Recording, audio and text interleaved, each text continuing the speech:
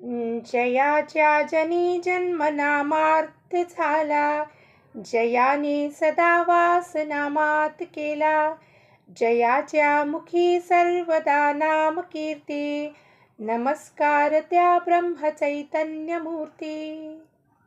ಶ್ರೀರಾಮ್ ಸಮರ್ಥ. ಎಲ್ಲ ಆತ್ಮಜ್ಯೋತಿಗಳಿಗೆ ಸಾಷ್ಟಾಂಗ ಪ್ರಣಾಮ ಮಾಡುತ್ತಾ ನನ್ನ ಸದ್ಗುರುಗಳಾದ ಶ್ರೀ ಚಂದ್ರಕುಮಾರ್ ಅವರ ದಿವ್ಯಚರಣ ಅರವಿಂದಕ್ಕೆ ಸಾಷ್ಟಾಂಗ ಪ್ರಣಾಮಗಳನ್ನು ಸಲ್ಲಿಸುತ್ತಾ ಇಂದಿನ 10 ಮೇ ಶ್ರೀ ಮಹಾರಾಜರ ಪ್ರವಚನ, ದೇಹ ಹಾಗೂ ಮನಸ್ಸಿನಿಂದ ರಾಮಾರ್ಪಣ ಆಗಬೇಕು. ದೇಹ ಹಾಗೂ ಮನಸ್ಸಿನಿಂದ. ಮನಸ್ಸು ಎಲ್ಲೆಲ್ಲಿ ಹೋಗುತ್ತೋ ಈ ಜಡ ದೇಹನ ಹೊತ್ಕೊಂಡು ತನ್ನ ಜೊತೆ ಕರ್ಕೊಂಡು ಹೋಗುತ್ತೆ. ಹಾಗಾಗಿ ಮನಸ್ಸಿನಿಂದ ಸೂಕ್ಷ್ಮವಾಗಿ ಹಾಗೂ ಸ್ಥೂಲದಿಂದ ದೇಹದಿಂದ ನಾವು ರಾಮನಿಗೆ ನಮ್ಮನ್ನು ನಾವು ಅರ್ಪಣೆ ಮಾಡ್ಕೋಬೇಕು ಅನ್ನೋದನ್ನು ಮಹಾರಾಜರು ಹೇಳ್ತಿದ್ದಾರೆ. ಈ ದೇಹ ಜಡ ಉಂಟು, ಸ್ಥೂಲ ಅಂತೀವಿ ನಾವು, ಇದು ಕಣ್ಣಿಗೆ ಕಾಣಿಸುವಂಥದ್ದು. ಮನಸ್ಸು ಅವ್ಯಕ್ತವಾದದ್ದು, ಸೂಕ್ಷ್ಮವಾದದ್ದು, ಕಣ್ಣಿಗೆ ಕಾಣಿಸುವುದಿಲ್ಲ. ಮನಸ್ಸಿನಲ್ಲಿ ಏನೇನು ವಿಚಾರ ಬರುತ್ತೋ ಅದು ತಗೊಂಡು ಇಂದ್ರಿಯಗಳ ಜೊತೆ ಸೇರಿಕೊಂಡು ದೇಹನ ಹಿಡ್ಕೊಂಡು ಎಲ್ಲ ಕಾರ್ಯಗಳನ್ನು ಮಾಡುತ್ತೆ ಸೂಕ್ಷ್ಮವಾದ ಜೀವಾತ್ಮ. ಅದಕ್ಕೆ ಮಹಾರಾಜರು ಏನು ಹೇಳ್ತಿದ್ದಾರೆ, ಎರಡೂ ರಾಮನಿಗೆ ಅರ್ಪಣೆ ಮಾಡ್ರಪ್ಪ. ಎಲ್ಲೆಲ್ಲಿ ಮನಸ್ಸು ಹೋಗುತ್ತೋ ಎಲ್ಲೆಲ್ಲಿ ಕರ್ಕೊಂಡು ಹೋಗ್ಬೇಕು? ಹಂಗಾರೆ ಸಂತ ಸಮಾಗಮಕ್ಕೆ ಹೋಗಬೇಕು, ಸತ್ಸಂಗಕ್ಕೆ ಹೋಗಬೇಕು. ಏನು ಈ ಮನಸ್ಸು ಮತ್ತು ದೇಹ ಎರಡನ್ನೂ ಹೊತ್ಕೊಂಡು ನಾವು ಏನು ಮಾಡಬೇಕು? ಸತ್ಸಂಗಕ್ಕೆ ಹೋಗಬೇಕು, ಗ್ರಂಥ ವಾಚನ ಮಾಡಬೇಕು, ಸಂತ ಸಮಾಗಮ ಮಾಡಬೇಕು, ಭಗವಂತನ ಭಜನೆ ಮಾಡಬೇಕು, ಕೀರ್ತನೆ ಮಾಡಬೇಕು, ಮತ್ತು ಎಲ್ಲ ರೀತಿಯಿಂದನೂ ಭಗವಂತನಿಗೆ ಅರ್ಪಣೆ ಆಗುವಂಥ ಕೆಲಸಗಳನ್ನು ಈ ದೇಹ ಮತ್ತು ಮನಸ್ಸಿನ ಮುಖೇನ ನಾವು ಮಾಡಬೇಕು. ಆ ರಾಮನಿಗೆ ನಮ್ಮನ್ನು ನಾವು ಅರ್ಪಣೆ ಮಾಡ್ಕೋಬೇಕು. ಏನು ಹೇಳ್ತಾರೆ ಶ್ರೀ ಮಹಾರಾಜರು? ಭಗವಂತನ ಉಪಾಸನೆ ದೂರ ಮಾಡುವುದು ಸರ್ವಯಾತನೆ. ಭಗವಂತನ ಉಪಾಸನೆ ದೂರ ಮಾಡುವುದು ಸರ್ವಯಾತನೆ. ಉಪ ಅಧಿಕ ಆಸನೆ. ಒಂದು ಶಬ್ದದಲ್ಲಿ ವಿಚ್ಛೇದ ಮಾಡಿದ್ರೆ 2 ಪದ ಬರುತ್ತೆ, ಉಪ ಮತ್ತು ಆಸನ. ಆಸನ ಅಂದರೆ ನಾವು ಹಾಕ್ಕೊಂಡು ಕೂತೀವಿ ಯೋಗ ಮಾಡುವಾಗ. ಉಪ ಅಂದರೆ ಹತ್ತಿರ. ಯಾರ ಹತ್ತಿರ ಇದ್ದರೆ ಯಾತನೆ ಎಲ್ಲ ದೂರ ಆಗುತ್ತೆ ಅಂದರೆ ಕಷ್ಟಗಳು ದೂರ ಆಗುತ್ತೆ, ಮನಸ್ಸಿನ ಗೊಂದಲ ದೂರ ಆಗುತ್ತೆ ಅಂದರೆ ಭಗವಂತನ ಹತ್ತಿರ. ಉಪ ಅಂದರೆ ಹತ್ತಿರ. ಯಾವಾಗಲೂ ನಾವು ಭಗವಂತನ ಹತ್ತಿರ. ಎಲ್ಲಿಂದ? ಒಳಗಿಂದ ಹಾಗೂ ಹೊರಗಿಂದ ಅವನ ಜೊತೆಗಿರಬೇಕು. ಚಿತ್ತದಲ್ಲಿ ಇರಬೇಕು ಸ್ಥಿರತೆ. ಭಗವಂತನ ಉಪಾಸನೆಯಲ್ಲಿ ಇರಬೇಕು ನಿಶ್ಚಿತತೆ. ನಿಶ್ಚಿತತೆ ಮೀನ್ಸ್ ದೃಢವಾಗಿ ಪಕ್ಕ ಇರಬೇಕು ಇರಾದ. ಅಪ್ಪ ಚಿತ್ತ ಯಾವಾಗ ಸ್ಥಿರ ಆಗುತ್ತೆ? ಯಾವಾಗ ನಮ್ಮ mind is firm determined. Yes ಅಪ್ಪ ನೀ ನನಗೆ ಬೇಕೇ ಬೇಕು.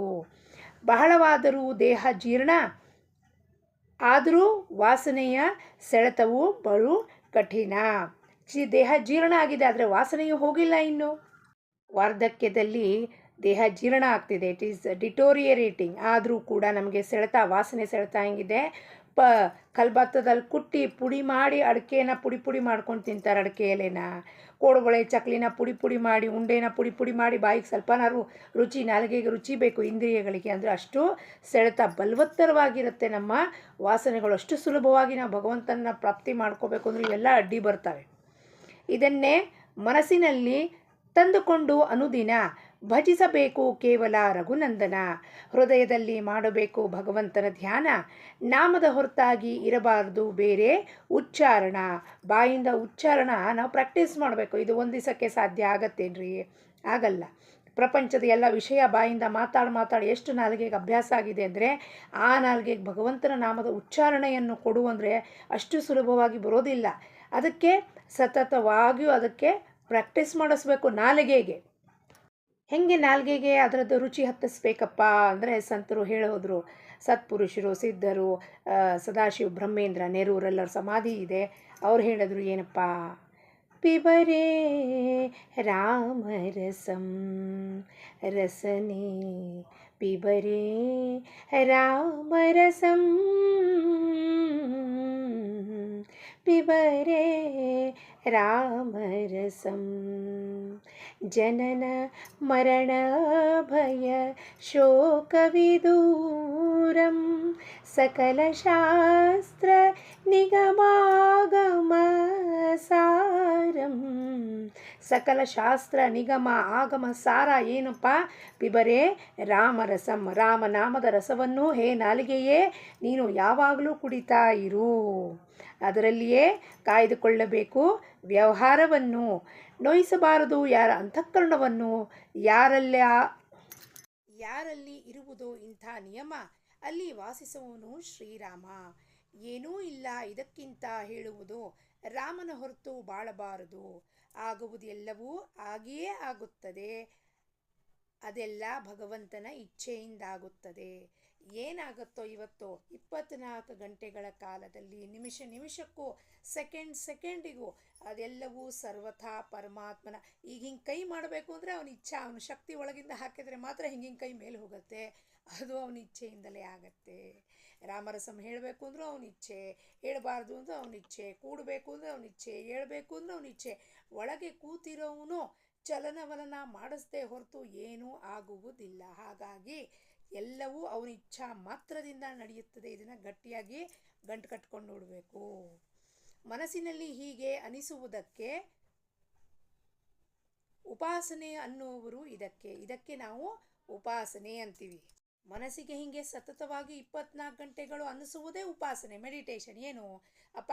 ಊಟನೇ ರಾಮ, ತಿಂಡಿನೇ ರಾಮ, ಸ್ನಾನನೇ ರಾಮ, ಶೌಚ ಅಶೌಚ, ಪವಿತ್ರ ಅಪವಿತ್ರ, ಎಲ್ಲ ಕ್ಷಣದಲ್ಲೂ ರಾಮ. ನೀನೇ ಇದ್ದಿ ರಾಮ. ನೀನೇ ಮಾಡಿಸ್ತಾ ಇದೆಯಾ, ನೀನೇ ಕೂಡಿಸ್ತಾ ಇದೆಯಾ ಅಪ್ಪ. ರಾಮ ನೀನೇ ಎಬ್ಬಸ್ದೆ, ನೀನೇ ಮಲಗಿಸ್ದೆ, ನಿನ್ನ ಮುಖ ನೋಡಿದೆ, ಬೆಳಗ್ಗೆ ಆಯಿತು ಸಂಜೆ ಆಯಿತು, ಎಲ್ಲದರಲ್ಲೂ ರಾಮ ರಾಮ ರಾಮ ರಾಮ ಅನ್ನೋದು. ಹಾಗೆ ಇದಕ್ಕೆ ಉಪಾಸನೆ ಅನ್ನುವುದು. ಅದಕ್ಕೆ ರಾಜಾರಾಮ್ ಮಹಾರಾಜರು ಅಭಂಗದಲ್ಲಿ ಹೇಳಿದ್ರು, ಹೇಚಿ ಮಾঝে ಸಂಧ್ಯಾ ಸ್ನಾನ ಸದಾ ಧ್ಯಾನಿ ರಾಹೆ ಮನ. ಧ್ಯಾನದಲ್ಲಿ ಕೂಡೋದು ಅಂದ್ರೆ ಏನು? ಕಣ್ಣು ಮುಚ್ಕೊಂಡು ಮೆಡಿಟೇಷನ್ ಮಾಡೋದಲ್ಲ ಚಿದಂಬರ. ಅಪ್ಪ ಎಲ್ಲವೂ ನಿನ್ನಿಂದ. ಒಂದು ಕ್ಷಣ ಒಂದು ಉಸಿರು ಬಿಟ್ಟರೆ, ಒಂದು ಉಸಿರು ತಗೊಂಡ್ರೆ ಚಿದಂಬರ, ಅದಕ್ಕೆ ನೀನೇ ಕಾರಣೀಭೂತ ಅನ್ನೋದು ಅರಿವು ಸದಾ 24 ತಾಸು ನನ್ನ ಒಳಗೆ ಮೂಡಿರಬೇಕು. ಅದಕ್ಕೆ ಹೇಳಿದ್ದವರು, ಹೇಚಿ ಮಾঝে ಸಂಧ್ಯಾ ಸ್ನಾನ ಸದಾ ಧ್ಯಾನಿ ರಾಹೆ ಮಾನ. ಸದಾ ಧ್ಯಾನಿ ಸದಾ ಧ್ಯಾನಿ ಸದಾ ಧ್ಯಾನಿ ಸದಾ ಧ್ಯಾನಿ ರಾಹೆ ಮನ.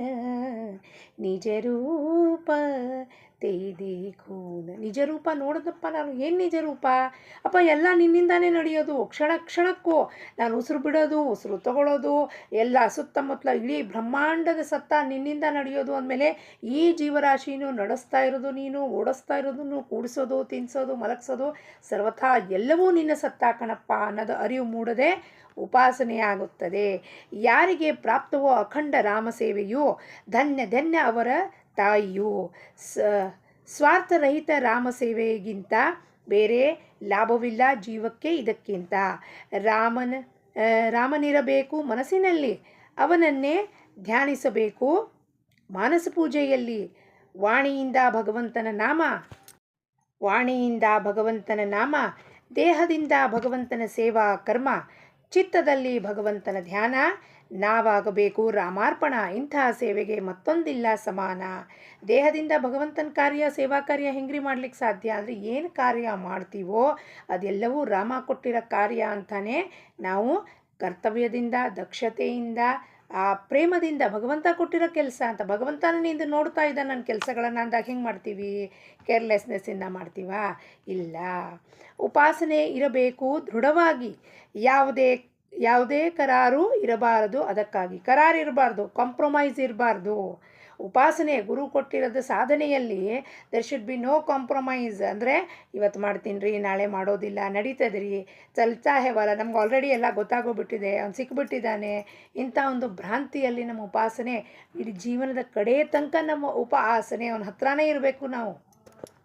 ಮಹಾರಾಜರ ಕಾಲದಲ್ಲಿ ಎಷ್ಟು ಜನರು ತಮ್ಮ ಅಂತ್ಯಕಾಲವನ್ನು ಸಾಧಿಸ್ಕೊಂಡ್ರಪ್ಪ ಅಂದರೆ ಅದು ಒಂದು ವಿಲಕ್ಷಣವಾದ ನಾಮದ ಒಂದು ಊರ್ಮಿ ಹತ್ತಿತ್ತು. ಅಂದರೆ ಭಗವಂತನ ಆನಂದ ಅವರಿಗೆಲ್ಲ ಹೆಂಗೆ ಪ್ರಾಪ್ತಿ ಆಗ್ತಿತ್ತು ಅಂದರೆ ಕಡೆ ಕಾಲ ಬಂದಾಗ ಅವ್ರು ಹೇಳ್ತಿದ್ರು, ಮಹಾರಾಜ್ ನನ್ನ ಮರಣ ನಿಮ್ಮ ತೊಡೆ ಮೇಲೆ ಆಗಬೇಕು ಅಂಥವ್ರು ಎಷ್ಟು ಜನಕ್ಕೆ ಮಹಾರಾಜರು ಅಂತ್ಯಕಾಲವನ್ನು ಸಾಧಿಸ್ಕೊಟ್ರು ಅಂದರೆ ಕೇಳೋವಾಗ ಲಾಸ್ಟಿಗೆ ಕೇಳ್ತಿದ್ರು, ಮಹಾರಾಜ್ ನಾಮತ್ ಆಹೇನಾ ಅಬಾ, ಸಮಾಧಾನ ಆಹೇನಾ ಅಂತ ಹೇಳಿದ್ರೆ ಅವರು ಹ್ಞೂ ಅಂತಿದ್ರು. ಮಹಾರಾಜ್ ನಾಮ್ ಚಾಲು ಆಹೆ ಅಂತಿದ್ರು. ಎಂಥ ಒಂದು ವಿಲಕ್ಷಣವಾದ ಸ್ಥಿತಿನಪ್ಪ ಅದು. ಅಂದರೆ ಕಡೆಯ ಸಮಯದ ತನಕ ನಾವು ಭಗವಂತನ ಉಪಾಸನೆಯಲ್ಲೇ ಇರಬೇಕು. ಸದಾ ಇರಬೇಕು. ಅಲ್ಲ, ನಮ್ಮ ಜೀವನವಿರುವುದು ಯಾರ ಕೈಯಲ್ಲಿ? ಸದಾ ಇರಬೇಕು ಅವನ ಸಂಗತಿಯಲ್ಲಿ. ಯಾರ ಕೈಯಲ್ಲಿದೆ ನಮ್ಮ ಜೀವನ? ಪರಮಾತ್ಮನ ಕೈಯಲ್ಲಿತ್ತು. ನಾವು ಯಾರ ಸಂಗತಿ ಮಾಡಬೇಕು? ಯಾವಾಗಲೂ ಅವನ ಸಂಗತಿ ಮಾಡಬೇಕು. ಸ್ಥೂಲದಿಂದ, ಸಗುಣದಿಂದ ಹಾಗೂ ಆಂತರಿಕವಾಗಿ ನಿರ್ಗುಣವಾಗಿ ಅವನ ಸಂಗತಿಯನ್ನು ಮಾಡಬೇಕು. ನಾನು ಮಾಡುವ ಎಲ್ಲ ಕಾರ್ಯಕ್ಕೂ ಭಗವಂತನೇ ಸಾಕ್ಷಿ ಎಂದು ತಿಳಿಯಬೇಕು. ಬಿಡಬಾರದು ಮನಸ್ಸಿನ ಧೈರ್ಯ. ಇರುವವೇನು ಬೇಕು ನನ್ನ ರಘುವೀರ. ಮಾಡಬೇಕು ಭಗವಂತನ ಚಿಂತನ. ಆಗುವುದು ಸ್ವತಃದ ವಿಸ್ಮರಣ. ನನ್ನ ವಿಸ್ಮರಣ, ನಾನು ಎಂದ್ರದ್ದು ವಿಸ್ಮರಣ ಆಗಿ ಅಲ್ಲಿ ಭಗವಂತನ ಚಿಂತನೆ ಇರಬೇಕು. ಎಲ್ಲವೂ ಇರುವುದು ರಾಮನ ಅಧೀನ. ನಾವು ಕೇವಲ ನಿಮಿತ್ತ ಕಾರಣ. ರಾಮನಲ್ಲಿ ಇರಬೇಕು ನಮ್ಮ ಚಿತ್ತ. ಪ್ರಪಂಚದಲ್ಲಿ ಬೇಕೆನಿಸುವಂತೆ ವಿತ್ತ. ದುಡ್ಡು ಹೆಂಗೆ ಪ್ರಪಂಚ ನಡೆಸಬೇಕೋ ಹಾಗೆ ಮನಸ್ಸು ಕೂಡ ಅವನಲ್ಲೇ ನಾವು ಹೋಗಿ ನೆಲೆಸಬೇಕು. ಉಪಾಸನೆಯಲ್ಲಿ ಇರುವ ಮನುಷ್ಯನು ಸದಾ ಸಮಾಧಾನವಾಗಿರಬೇಕು ಅವನು. ಇಂದಿನವರೆಗೂ ಮಾಡಿದ್ದೆವು ಭಗವಂತನ ಉಪಾಸನೆಯನ್ನು. ಮುಂದೆ ಬರಗೊಡಬಾರದು ಅದರಲ್ಲಿ ನ್ಯೂನ್ಯತೆ ಬರಬಾರ್ದು, ಅದರಲ್ಲಿ ಅಭಾವ ಬರಬಾರ್ದು. ಇಂದಿನ ತನಕ ಮಾಡಬಂದೆ, ಅದರಲ್ಲಿ ನ್ಯೂನ್ಯತೆಯನ್ನು ಬರಬಾರ್ದು. ಗುರುಗಳು ಹೇಳ್ತಿದ್ರು ಯಾವಾಗಲೂ, ಅದನ್ನು ಪಡ್ಕೊಳ್ಳೋದು ಬಹಳ ಸುಲಭ ಕಣಮ್ಮ, ಆದರೆ ಅದನ್ನು ಕಾಯ್ದುಕೊಳ್ಳೋದು, ಅದನ್ನು ಕಾಪಾಡ್ಕೊಳ್ಳೋದು, ಅದನ್ನು ಮೇಂಟೈನ್ ಮಾಡೋದು, ಕನ್ಸಿಸ್ಟೆನ್ಸಿನ ಬಹಳ ಕಷ್ಟ. ಯಾವಾಗ ಅಲ್ಲಿಂದ ಜಾರ್ ಬಿದ್ದು ಹೋಗ್ತೀವೋ ಅಂದರೆ ಗೊತ್ತಾಗಲ್ಲ. ಒಮ್ಮೆ ಜಾರ್ ಬಿದ್ವಾ ಮತ್ತೆ ಎಷ್ಟು ಜನ್ಮ ಬೇಕು ಅದನ್ನು ಪಡ್ಕೊಳ್ಳಿಕ್ಕೆ ಅಂದರೆ ನಮಗೆ ಕಲ್ಪನೆ ಇಲ್ಲ. ಅದಕ್ಕೆ ಇದರಲ್ಲಿ ಯಾವಾಗಲೂ ಸಾಧಕನಾದವನು, ಶಿಷ್ಯನಾದವನು ಯಾವಾಗಲೂ ಏನು ಮಾಡಬೇಕು? ಅವನು ಜಾಗರೂಕನಾಗಿರ್ಬೇಕು. He should be always alert when he is slipping away from is going out ಅಂತ ಅದನ್ನು ಕಾಯ್ಕೊಳ್ಳಬೇಕು. ಕೇಳಬೇಕು ಎಲ್ಲರ ಮಾತನ್ನು, ಆದರೂ ದೂರಗೊಳಿಸಬಾರದು ಉಪಾಸನೆಯನ್ನು. ಎಲ್ಲರ ಮಾತು ಕೇಳಬೇಕು, ಆದರೆ ಕೇಳುವಾಗ ಹೆಂಗೆ ಕೇಳಿರಬೇಕು ಅಂದರೆ ನನ್ನ ಉಪಾಸನೆ ಅಂದರೆ ನಾನು ಯಾವಾಗಲೂ ಜಾಗರೂಕನಾಗಿರಬೇಕು ಒಳಗಿಂದ ಅನ್ನೋದನ್ನು ನಾವು ತಪ್ಪಿಸಬಾರದು. ರಾಮನೇ ನನಗೆ ಕೊಡುಕೊಳ್ಳುವನು. ರಾಮನೇ ನನ್ನ ಹಿಂದು ಮುಂದೆ ಇರುವನು. ಜಗತ್ತಿನಲ್ಲಿ ರಾಮನ ಹೊರತಾಗಿ ಬೇರೆ ಯಾರೂ ಇಲ್ಲ ನಮ್ಮವರಾಗಿ. ಸದ್ಗುರು ಆಜ್ಞೆಯಂತೆ ಪ್ರಮಾಣವೆನ್ನುವುದು ಇದೇ ರಾಮಸೇವೆ ಆಗಿರುವುದು. ರಾಮಸೇವೆ ಅಂದರೆ ಏನಪ್ಪ? ಹೆಂಗೆ ರಾಮನ ಸೇವೆ ಮಾಡಬೇಕು ನಾನು ಅಂದರೆ ಸದ್ಗುರು ಆಜ್ಞೆ ಪ್ರಮಾಣವೆನ್ನುವುದು.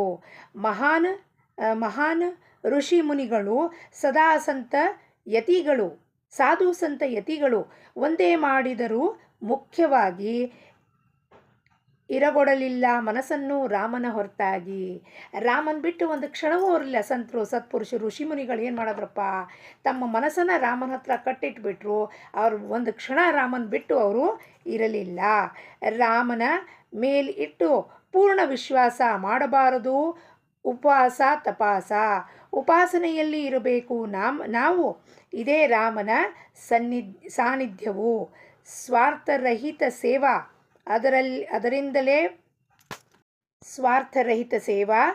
ಅದರಿಂದಲೇ ಪ್ರಾಪ್ತನು ದೇವಾದಿದೇವ.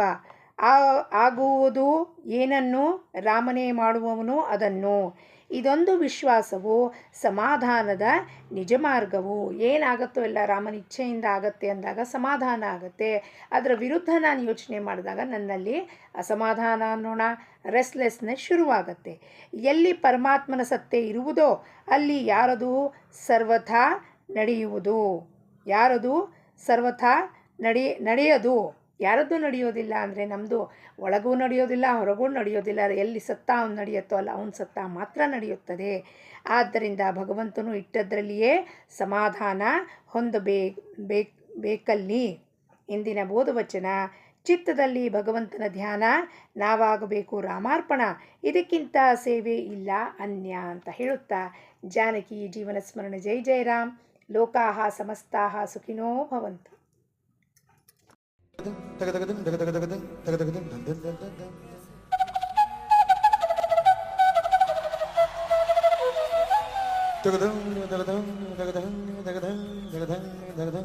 da da da